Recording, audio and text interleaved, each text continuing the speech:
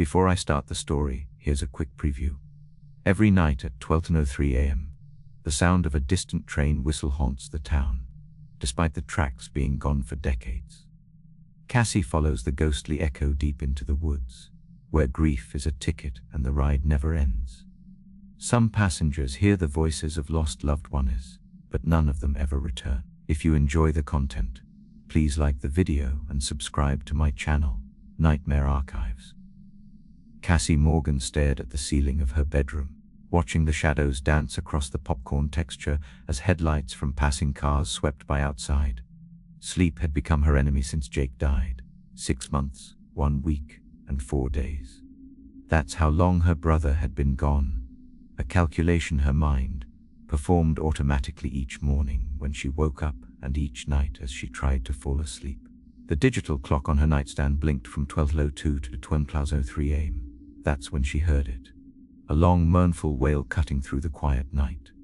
A train whistle, distant but distinct, its haunting tone lingering in the air like a memory refusing to fade. Cassie sat up, heart suddenly pounding.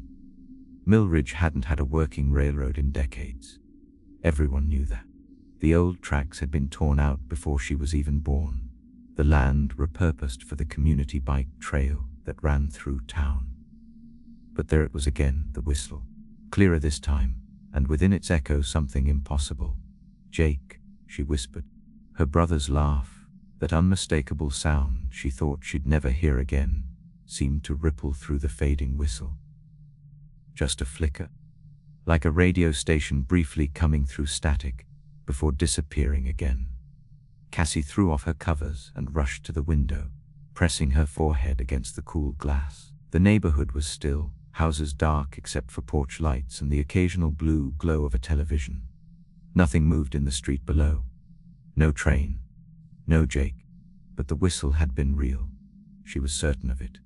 Sleep didn't come back that night. Instead, Cassie sat cross-legged on her bed, notebook open on her lap, writing down everything she could remember about the sound, the time, the direction, the way it made her skin prickle with both recognition and fear. At breakfast the next morning, dark circles hung beneath her eyes as she pushed cereal around her bowl. Her mother moved around the kitchen with the careful, measured movements that had become her new normal. Grief had made them all into different people, walking on eggshells in their own home. "Mom," Cassie said, breaking the morning silence. "Did you hear anything strange last night?" Around midnight, her mother paused, coffee pot mid-pour. "Strange how?" "Lake, a train whistle." Something flickered across her mother's face, concern maybe, or pity. "Honey, there aren't any trains in Millridge. Not anymore." "I know that," Cassie said, frustration creeping into her voice. "But I heard it. And I think..." She stopped herself. Saying she'd heard Jake's voice would only worry her mother more. "You're not sleeping well," her mother said, setting down a mug of coffee in front of Cassie's father, who hadn't looked up from his phone.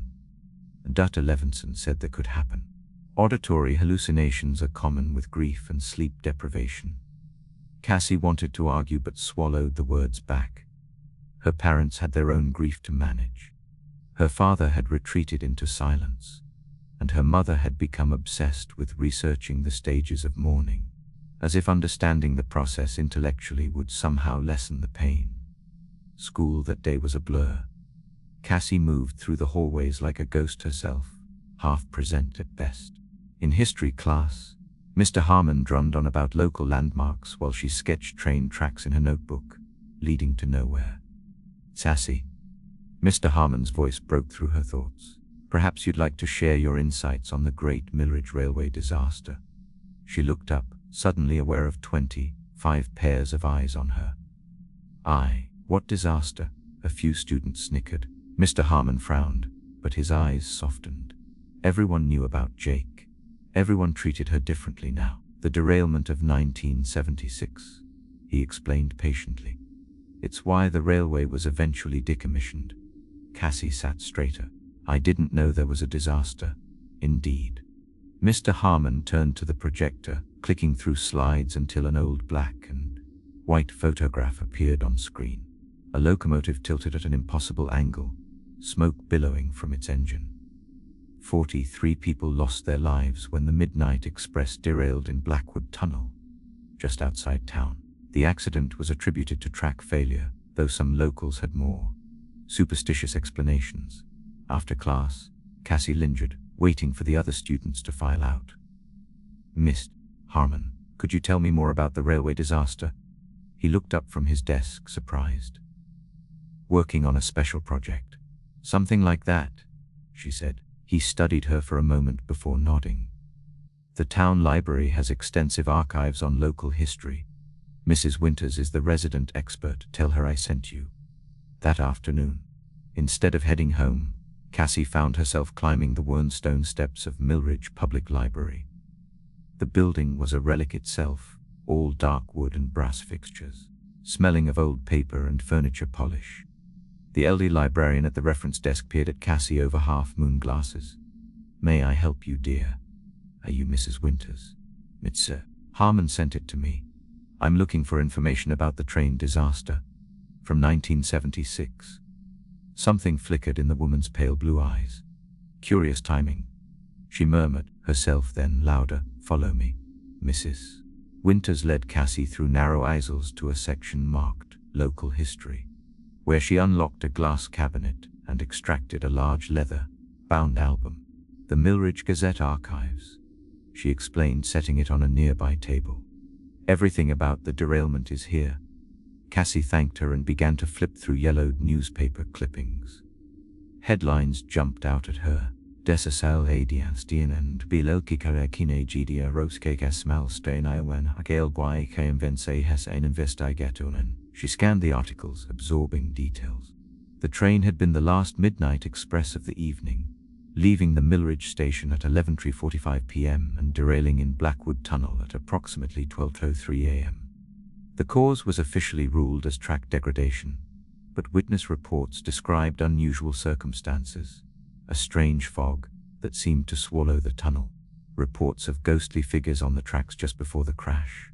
"Weird," Cassie muttered, turning the page to find photographs of the victims. 43 faces stared back at her, formal portraits arranged in a solemn grid. As she studied them, a chill ran up her spine. Each person seemed to be looking directly at her, their eyes following her even as she shifted position. "Finding what you need." Mrs. Winters had reappeared silently beside her. Cassie jumped. "Yes, thank you. It's just for a history project." The librarian's lips curved in a smile that didn't reach her eyes. "It always starts as curiosity. But be careful, Miss Morgan. Some histories don't like to stay buried." "How did you know my name?" Cassie asked, suddenly uneasy. "Small town," Mrs. Winters replied simply. "And you look like your brother." Before Cassie could respond, the librarian slid a folded piece of paper across the table. "You might also find this interesting. It's not in the official record." With that, she walked away, orthopedic shoes squeaking faintly on the polished floor. Cassie unfolded the paper to reveal a hand-drawn map of Millridge and its surroundings. Faded pencil lines traced the old railway route, including a section that wasn't on any modern maps she'd seen. In the northwestern corner, beyond the town limits where the forest grew thick, a circle had been drawn in faded red ink around a small mark labeled Blackwood Tunnel. That night, Cassie lay in bed fully clothed, watching her clock tick toward midnight. Her parents had gone to bed hours ago, the house settling into its nighttime creaks and sighs. At exactly 12:02 a.m., she slipped out of bed and moved to her window, waiting. 12:03 a.m. The whistle came right on schedule, its mournful cry slicing through the night. This time, she was ready. Cassie pushed open her window and leaned out, straining to hear. Yes, there it was again.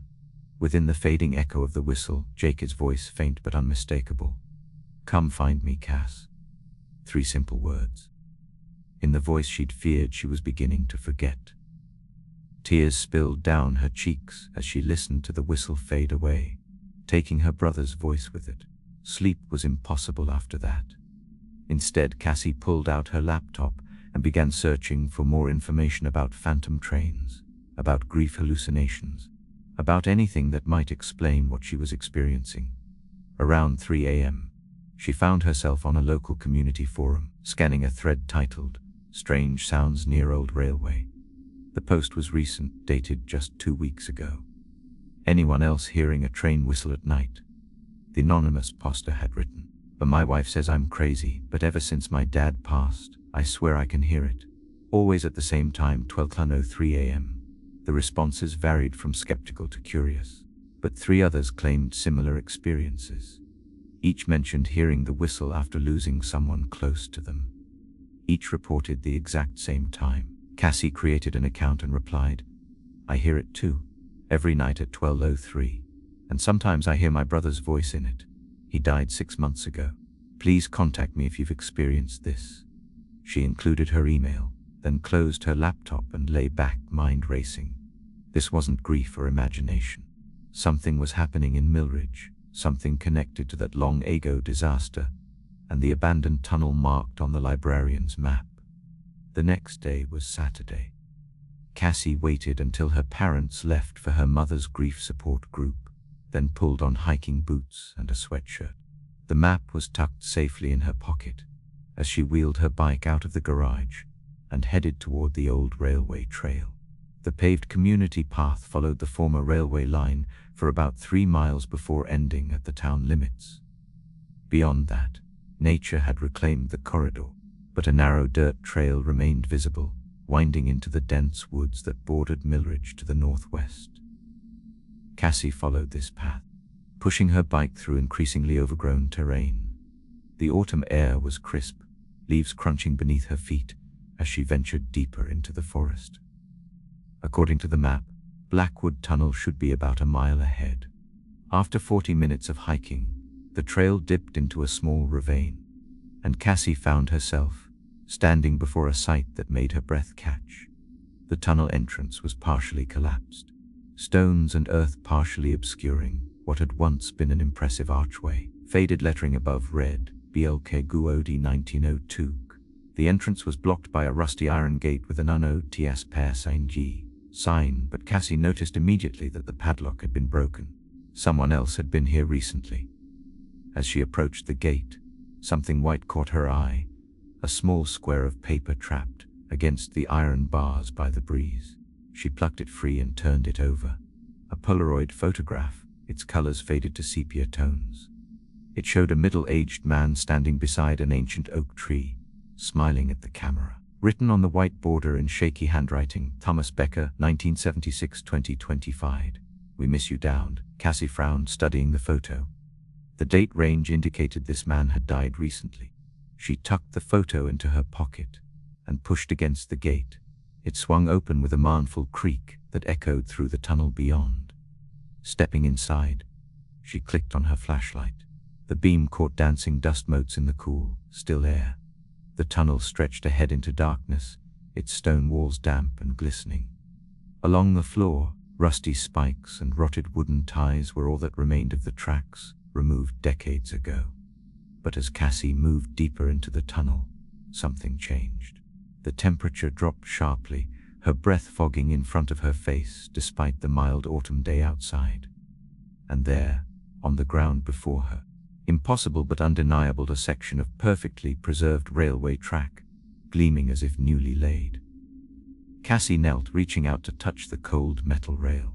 As her fingers made contact, a sound echoed through the tunnel, the distant wail of a train whistle, traveling through time itself to find her. The distant whistle faded, leaving Cassie alone in the eerie silence of Blackwood Tunnel. She pulled her fingers away from the rail as if burned, heart hammering against her ribs. The track shouldn't be there, couldn't be there, yet the cold metal beneath her fingertips had felt undeniably real. She backed away, shining her flashlight around the tunnel. The preserved section of track extended about 20 feet before disappearing back into rotted ties and rust. It was as if a slice of the past had been inserted into the present, a wound in time that hadn't properly healed. Something crunched beneath her boot. Another Polaroid photo, this one showing a young woman with bright eyes and a wide smile. The handwriting on the bottom edge read, "Emily Chen, 1998-2025. Forever missed." Cassie pocketed this photo alongside the first one an uneasy feeling growing in her stomach. She found 3 more scattered along the tunnel floor, each bearing a name, birth year, and 2025 as the death year. Each image showed someone smiling, unaware of their fate. The sound of voices outside the tunnel snapped Cassie to attention. She quickly switched off her flashlight and pressed herself against the damp stone wall, listening. "Swear I heard it last night, clear as anything." A man's voice, strained with emotion. "We all did." This from a woman, her tone wary. "That's why we're here." "What if it's just, I don't know, some kids playing pranks?" A third voice, younger, uncertain. "Or kids can't fake what I heard." The first man again, anger edging his words. "My Sarah's voice, calling for me plain as day. Tell me how some prankster could know exactly what my dead wife sounded like." Cassie held her breath as footsteps approached the tunnel entrance. Carefully, she edged deeper into the shadows, moving farther into the tunnel to avoid detection. The voices grew louder as the group entered, flashlight beams dancing across the stone walls. "The historian said it always derails at exactly 12:03, the woman was saying. "That's when we need to be here." "Tonight?" asked the younger voice. "Tonight," confirmed the first man. "I've been hearing Sarah every night for a week. I'm not waiting anymore." Their flashlights illuminated a small group, 3 adults, looking both determined and frightened as they examined the tunnel. Cassie recognized one of them with a jolt. Mr. Peterson, who owned the hardware store downtown. His wife had died of cancer 2 months ago. The group didn't venture as far as Cassie had. They examined the tunnel entrance, murmuring among themselves about meeting at midnight, then retreated back into the daylight. Cassie waited several minutes after their voices faded before emerging from her hiding place. Her mind raced as she made her way back through the forest. She wasn't alone in hearing the whistle or the voices of the dead. Others in Millridge were experiencing the same phenomenon. All of them grieving, all of them hearing loved ones who had recently passed away. Back home, Cassie spent the afternoon researching phantom trains online. Folklore was filled with stories of ghost trains and spectral railways, vehicles that carried the dead to the afterlife or appeared as omens of disaster. In many cultures, trains served as metaphors for the journey between worlds, modern versions of the river Styx. But none of the legends explained why Cassie and others could hear their dead loved ones calling from the phantom train, or why those voices seemed to be beckoning them to the tunnel. As evening approached, Cassie debated what to do. The smart choice would be to stay home, to dismiss the whole thing as grief-induced delusion. But the Polaroids in her pocket felt heavy with meaning, and Jake's voice echoed in her memory. "Come find me, Cass." Her decision made, she packed a backpack with essentials, a more powerful flashlight, extra batteries, a thermos of hot coffee, her phone, and a small digital recorder she'd used for school projects. If the phantom train appeared tonight, she wanted evidence. Dinner with her parents was the usual quiet affair. They noticed her distraction, but attributed it to the approaching 6-month anniversary of Jake's death. When they retreated to watch television afterward, Cassie claimed homework and slipped upstairs. At 11:30, she eased her window open and climbed out onto the porch roof, using the route she and Jake had perfected years ago for their childhood adventures. The night air was crisp with approaching winter, the moon a thin crescent providing just enough light to navigate by. Cassie reached the tunnel at 11:55, approaching cautiously. She wasn't surprised to discover she wasn't the first to arrive. Flashlight beams bobbed near the entrance. The same group from earlier, along with 4 or 5 others, all stood in awkward silence, embarrassed to admit why they had come yet unable to stay away. Keeping to the shadows, Cassie circled around to a small ridge above the tunnel entrance. From this vantage point, she could observe without being seen. She settled behind a large oak tree, took out her digital recorder, and waited.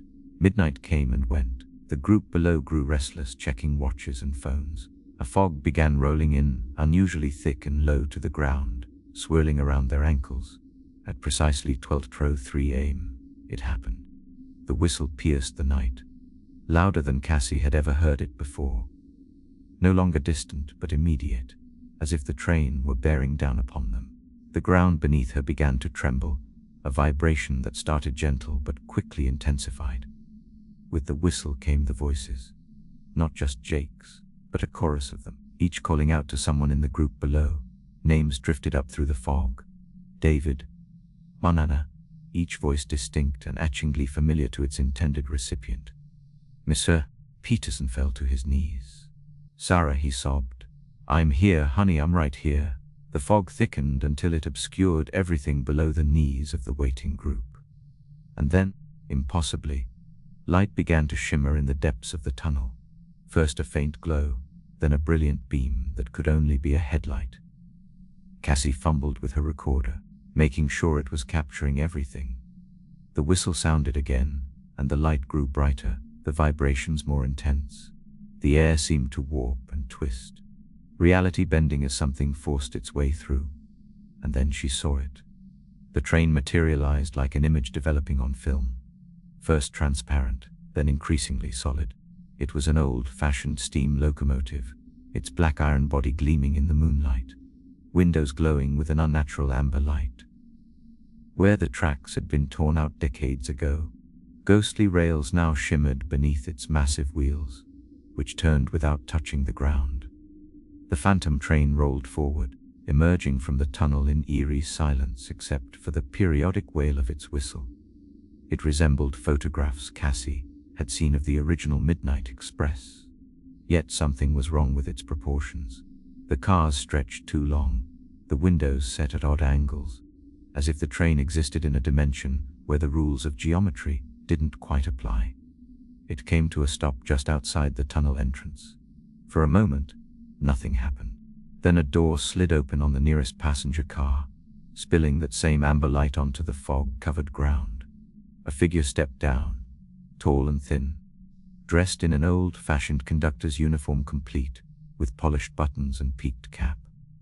From Cassie's position, she couldn't make out the conductor's face, hidden as it was beneath the cap's shadow. All aboard, the conductor called, voice neither male nor female but somehow both, echoing unnaturally across the clearing. Final boarding call for the Midnight Express. One by one the waiting group approached the train. They moved like sleepwalkers, drawn by the voices calling from within the cars. Mr. Peterson was first, reaching with trembling hands toward the open door where a woman's silhouette waited, arms outstretched. Sarah, he whispered, climbing aboard. Others followed, a teenage boy, an elderly woman, a middle-aged couple moving hand in hand. Each disappeared into the amber light, reunited with whatever phantom had called their name. Cassie watched in horror, unable to move or call out a warning. This was wrong. Whatever waited inside that train wasn't really their loved ones. She could feel it. A wrongness that radiated from the phantom locomotive like cold from an open freezer. As the last of the group boarded, the conductor turned, head tilting up toward Cassie's hiding place. Though she still couldn't see a face beneath that cap, she knew with terrible certainty that the conductor was looking directly at her. A gloved hand raised, finger pointing in her direction. The grief-stricken always find their way to us eventually. The conductor called out. Grief is the ticket. Stay too long at the platform, and you'll ride forever. Before Cassie could respond, the door slid shut. The whistle blew once more, and the train began to move, wheels turning on phantom tracks.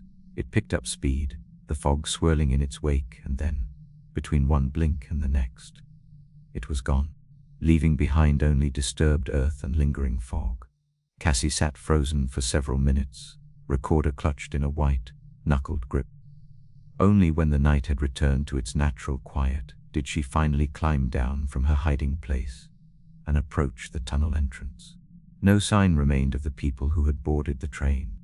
No footprints in the dirt, no dropped belongings. It was as if they had never existed. With shaking fingers, Cassie stopped the recording and rewound it to play back what she'd captured. Static filled the air, punctuated by unintelligible murmurs. The phantom train had not registered on her device.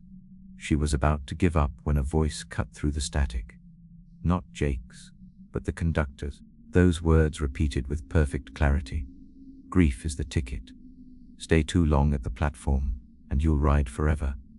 But dawn was breaking by the time Cassie returned home, slipping back through her bedroom window, just as the first fingers of light touched the horizon. Exhaustion pulled at her, but sleep seemed impossible after what she'd witnessed. She spread the Polaroid photos across her desk, 5 in total, each showing someone who had vanished onto the train. With growing unease, she realized the connection. Each photo showed someone who had died in 2025, someone whose loved one had boarded the Phantom train tonight. But that was impossible. Today was only April 2025. How could these photos document deaths that hadn't yet occurred? Unless... A chill ran down Cassie's spine. What if the train wasn't just collecting the grief-stricken? What if it was somehow responsible for the deaths in the first place? Her thoughts were interrupted by her mother's voice, calling her for breakfast. Cassie quickly gathered the photos and tucked them into her desk drawer before heading downstairs. Her parents were already at the table, her father reading something on his tablet with unusual intensity. "Did you hear?" her mother asked as Cassie slid into her chair. "The police are looking for several missing persons. They all disappeared last night, including Mr. Peterson from the hardware store." Cassie's fork clattered against her plate. "Missing?" Her father nodded without looking up. 7 people total. All vanished from their homes sometime after midnight. Cars still in driveways, no signs of struggle. Very strange. 7 people. The exact number Cassie had watched board the Phantom train. The only connection they've found so far, her mother continued, pouring coffee, is that each missing person recently lost a loved one. The police think it might be some kind of suicide pact. Cassie pushed her breakfast away, appetite gone. "They didn't commit suicide," she said quietly. Her parents exchanged concerned glances. "Honey," her mother began, "how would you know that?" She couldn't tell them the truth. They'd never believe her. Instead, she mumbled something about speculation and excused herself from the table. Back in her room, Cassie sat cross-legged on her bed, trying to make sense of everything. The Polaroids, the Phantom train, the missing people. It all connected somehow, but the full picture remained elusive. She picked up the photo of Thomas Becker again, studying his smiling face. According to the date, he had died just months ago, yet his grieving family member had boarded the train last night. Something about the timeline felt wrong. Opening her laptop, Cassie searched for obituaries. If Thomas Becker had died recently in Millridge, there should be a record. What she found chilled her to the bone. There was indeed an obituary for Thomas Becker, but it was dated 2 weeks in the future. According to the newspaper's website, Thomas Becker would die in a car accident 16 days from today. Frantically, she searched for the other names from the Polaroids. Each one had an obituary dated in the near future, deaths that hadn't happened yet. And then, with trembling fingers, she typed in her own brother's name. Jake Morgan's obituary appeared immediately, dated 6 months ago, exactly as expected. But as Cassie read through it, details jumped out that seemed wrong. The accident that killed him was described differently than she remembered. Names of surviving family mentioned an aunt Cassie had never heard of. It was as if her memories of Jake were being rewritten, the history of his death subtly altered. When she closed her laptop, Cassie noticed something on her desk that hadn't been there before. A train ticket, yellowed with age. The words, NIGHPASS, printed across the top in faded ink, and below that a handwritten note, reserved for Cassandra Morgan. Departure, 12:03 a.m. Her brother's voice echoed in her mind. "Come find me, Cass." But now she understood.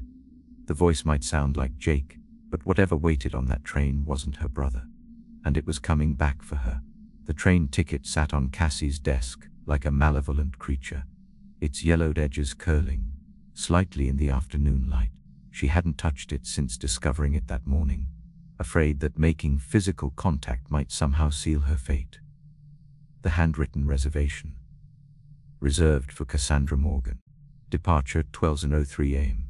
seemed to darken as she stared at it, the ink becoming more pronounced against the H paper. School had been impossible. She'd called in sick, ignoring her mother's concerned looks and questions about her pale complexion.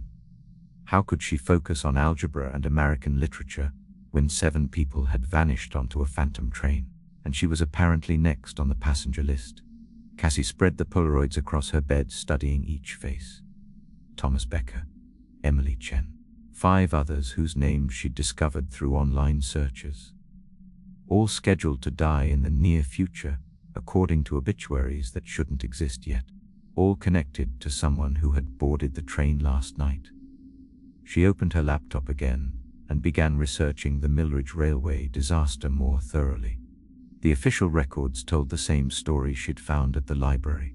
43 dead when the Midnight Express derailed in Blackwood Tunnel on October 15, 1976. Track failure tragedy, the eventual abandonment of the line, but buried in forum posts and local legend websites.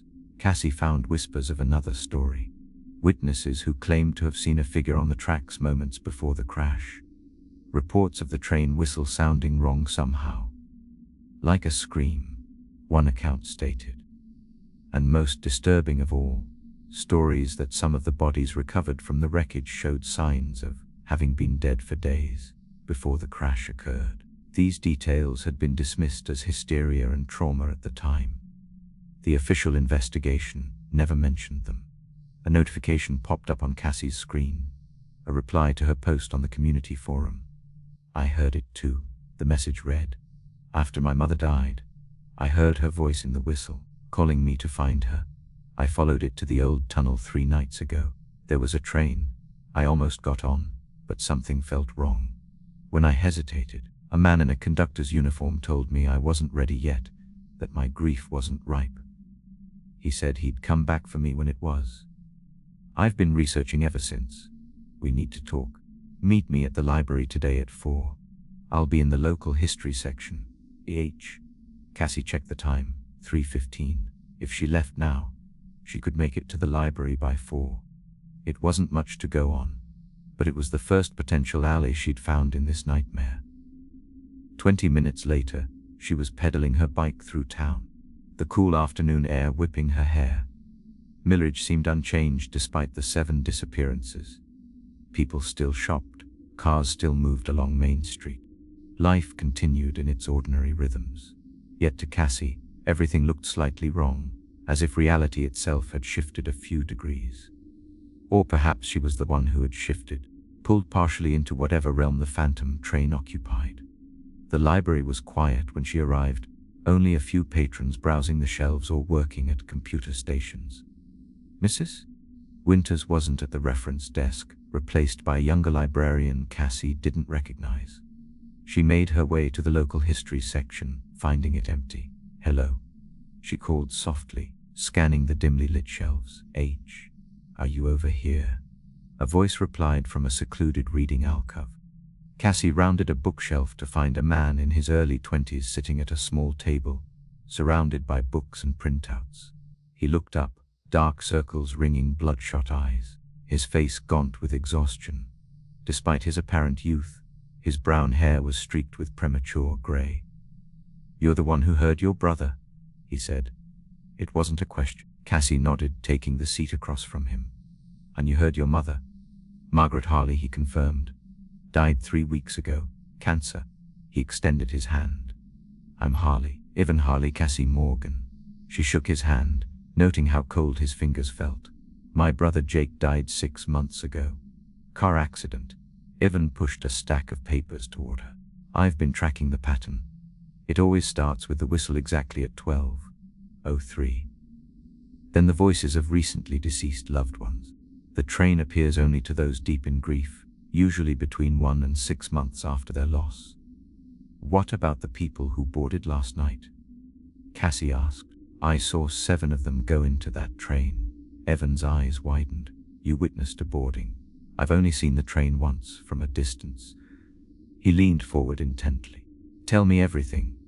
Cassie described the events at Blackwood Tunnel. The fog, the phantom rails, the ghostly locomotive with its amber windows. and the faceless conductor had pointed directly at her, with the warning about grief being a ticket. "That matches what I've pieced together," Evan said when she finished. "The train isn't just a ghost from that 1976 crash. It's something older, something that was already wrong before the derailment happened." He pulled out a faded photograph showing the original Blackwood tunnel construction. The railway cut through sacred land. Local tribes warned the company not to build there, that it was a thin place, a spot where the barrier between worlds was already weak. "Worlds," Cassie repeated. "Life and death, or maybe reality and something else." Evan ran a hand through his disheveled hair. "I don't have all the answers, but I know the train feeds on grief. It uses the voices of the dead to lure the living, harvesting their sorrow to fuel whatever keeps it running." Cassie pulled the Polaroids from her backpack, spreading them on the table. "I found these in the tunnel. Each shows someone who's supposed to die in the near future, according to obituaries I found online, and each is connected to someone who boarded the train last night." Evan studied the photos, his expression darkening. "The train isn't just taking the grief-stricken," he murmured. "It's creating a cycle. It lures someone aboard, then ensures their loved one will die soon after, creating fresh grief to harvest." He looked up sharply. "Has anything strange happened to you directly? Any sign the train is targeting you specifically?" Wordlessly, Cassie pulled out the ticket that had appeared on her desk. Evan recoiled as if she'd produced a venomous snake. "Don't touch it," he warned, though she already hadn't. "That's how it establishes its claim.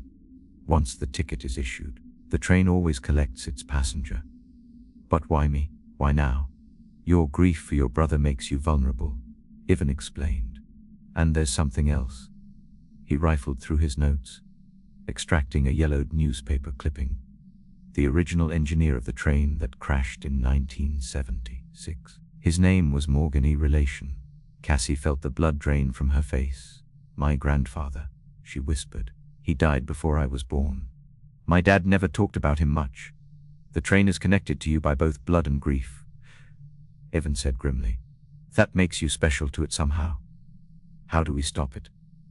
Cassie asked, fighting against the cold dread settling in her stomach.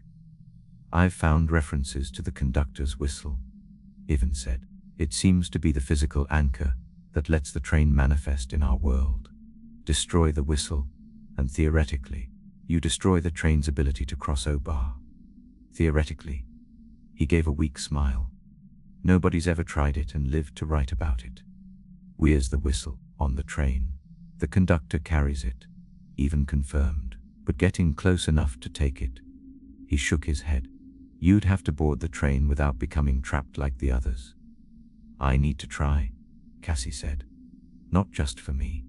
If we're right about the cycle, those 7 people who boarded mean 7 new deaths coming soon, and it won't stop there."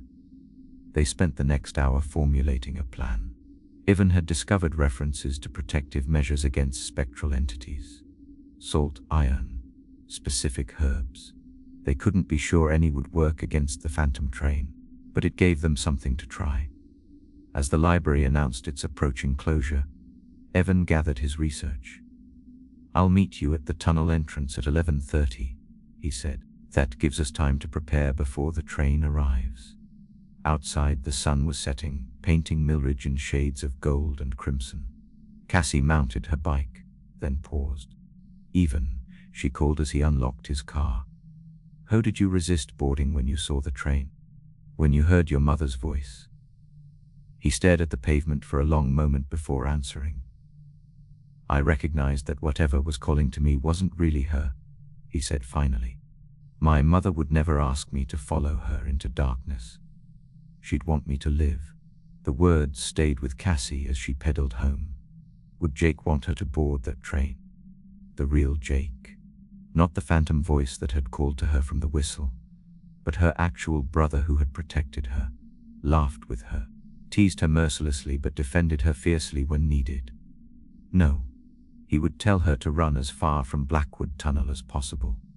Dinner with her parents was tense. The news reported continued investigation into the 7 disappearances, with authorities now suspecting some kind of cult activity. Cassie picked at her food, aware this might be the last meal she'd ever share with her family if tonight's plan failed. "Honey, you've barely touched your dinner," her mother observed. "Are you feeling any better?" Cassie looked up, really seeing her parents for the first time in months. Grief had hollowed them all out, turned them into shadows of themselves. Her father's shoulders stooped lower than before. Her mother's smile never reached her eyes anymore. They were all passengers of a different kind of phantom train, carried along by sorrow. "I'm okay," she lied, "just tired."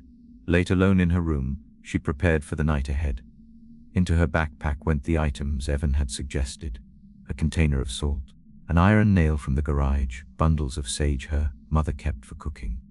She added her flashlight, the digital recorder, and a small hammer that might prove useful for smashing a whistle.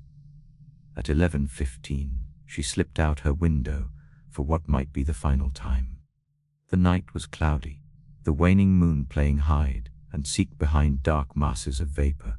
Perfect conditions for a ghost train, she thought grimly. The journey to Blackwood Tunnel felt shorter than before, as if the phantom railway was eager for her arrival.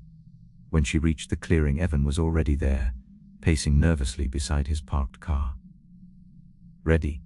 he asked as she approached, voice tight with tension. "As I'll ever be," Cassie replied, checking her watch. 11:40. "Let's go over it once more." The plan was simple, if desperate. They would wait outside the tunnel until the train appeared.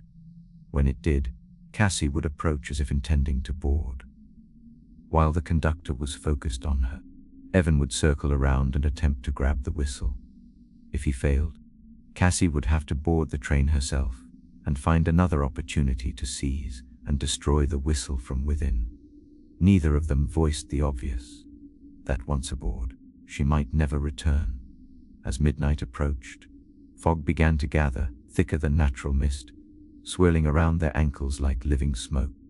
Cassie and Evan positioned themselves on opposite sides of the tunnel entrance, waiting. "Cassie," Evan called softly across the clearing.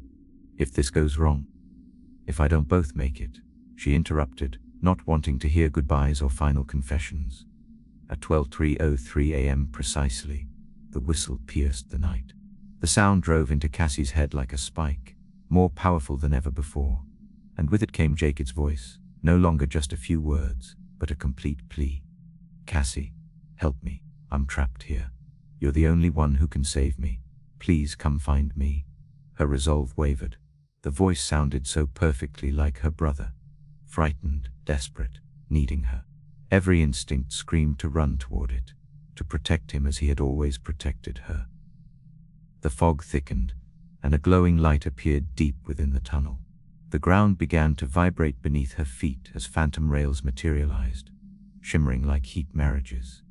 Then the train emerged, black iron gleaming despite the overcast night, windows glowing that sickly amber.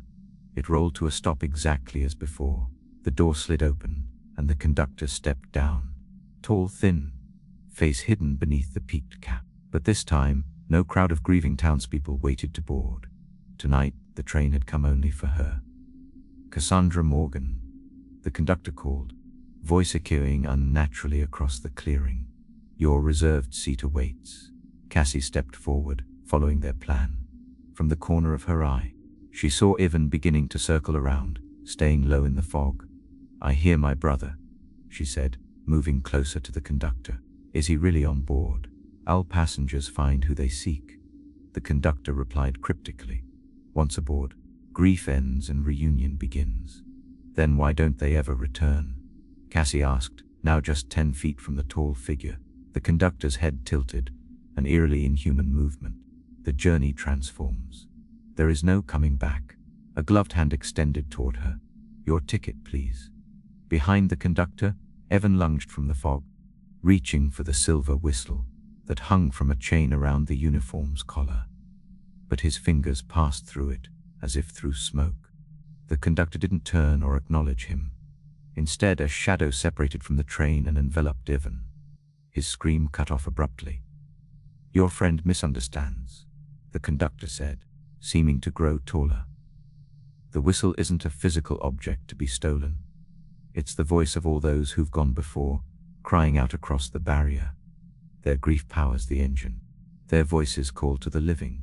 Cassie backed away, plan in ruins. What have you done with Ivan? He'll join the others, not as a passenger, but as fuel. The gloved hand remained extended. Your ticket, Miss Morgan. In that moment, Jacob's voice called again from within the train. Chassis, help me?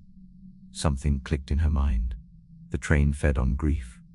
Unresolved grief that kept dead tethered and the living searching. If the voices of the dead powered the whistle, then perhaps the way to silence it wasn't by physical destruction, but by resolving what kept those voices crying out. That's not my brother, Cassie said firmly, addressing both the conductor and herself. Jake is gone. Whatever I hear is just an echo of my grief. The conductor tilted its head again, the movement even more wrong than before. Your brother waits aboard. Don't you wish to see him again? More than anything, Cassie admitted, tears welling in her eyes. But not like this. Not as a phantom. Jake would want me to live, to move forward. He wouldn't want me trapped in grief forever. She reached into her pocket and pulled out the ticket that had appeared on her desk. With deliberate movements, she tore it in half. I'm not boarding your train. My grief isn't your fuel anymore. The conductor went perfectly still. The whistle around its neck began to glow, pulsing with an angry red light. You cannot reject what has been reserved. It hissed, voice dropping to an inhuman register. The cycle must continue. No, Cassie said, tearing the ticket again and again until it was confetti in her hands. I'm breaking the cycle. I'm saying goodbye. She turned toward the train, where the amber windows had darkened to a bloody hue. Jake, she called, not to the phantom voice, but to the memory of her real brother. I love you. I miss you, but I'm letting you go now.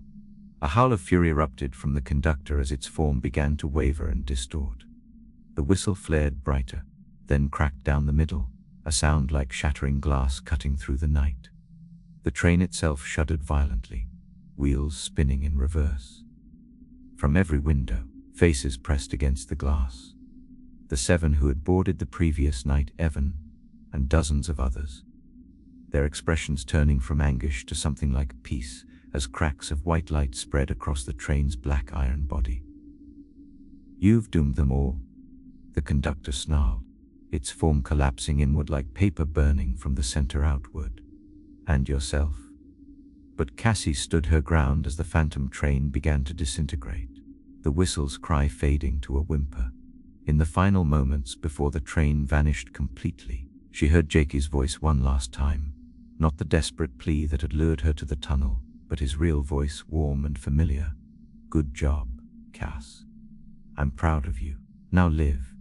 The explosion of light that followed knocked Cassie backward. When her vision cleared, the train was gone. Where it had stood, 8 figures lay on the ground, the 7 from the previous night and even, all unconscious but breathing. And around them, drifting like early morning mist, were translucent shapes that gradually resolved into human forms. 43 of them. The original victims of the Mirage Railway disaster, now free from the phantom train that had trapped them between worlds for nearly 50 years. One by one, they faded from view, finally able to complete their journey beyond. The last to disappear was a teenage boy with Cassie's eyes and crooked smile. Jake raised his hand in farewell, then was gone. When dawn broke, authorities found Cassie sitting beside the revived abductees, all of whom would remember nothing of their time on the phantom train. The official report would cite mass hallucination, drugging, or cult activity to explain the bizarre events. But Cassie knew the truth. The whistle no longer sounded at 12:03 a.m. The obituaries she'd found online had vanished, future deaths averted. The cycle was broken. As she walked home through the awakening town, she realized the weight she'd carried since Jake's death had changed. The grief remained. It would always remain. But it no longer consumed her. It had transformed into something she could carry without being crushed.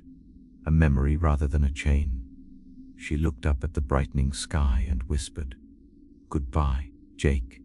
Somewhere in the distance, She thought she heard a train whistle, not the phantom wail that had haunted Millridge, but an ordinary sound, carrying ordinary passengers toward ordinary destinations. The sound of life continuing its journey forward, one station at a time. It takes a lot of time to create these videos. I would really appreciate your support. All I ask for is a quick like on the video and subscribe. Thank you so much.